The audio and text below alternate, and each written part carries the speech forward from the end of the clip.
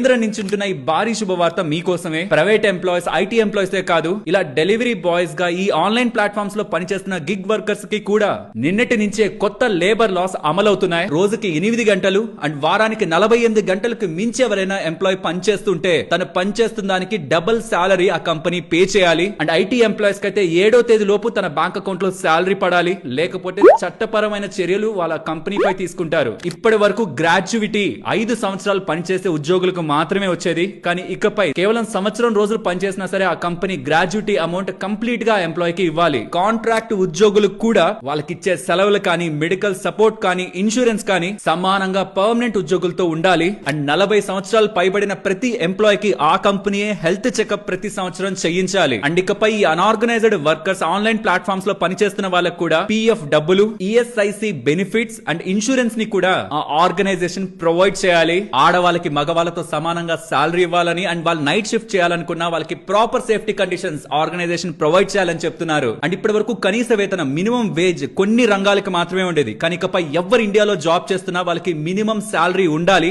And ప్రతి ఎంప్లాయీని with appointment letter తో మాత్రమే తీసుకోవాలని కూడా కేంద్ర ప్రభుత్వం వాళ్ళు కొత్త రూల్స్ ని తీసుకొచ్చారు. దీనిపై పూర్తి వివరాలు మీకు ఫస్ట్ కామెంట్ లోను ఇస్తున్నాను. ఇది నిన్నటి నుంచి అమల్లోకి వచ్చాయి. జాబ్ చేసే ప్రతి ఒక్కరికి ఇది తెలియాలి. తప్పకుండా షేర్ చేయండి. అండ్ మీరు అలా వెళ్లే ముందు ఛానల్ ని సబ్స్క్రైబ్ చేయొచ్చు కదా.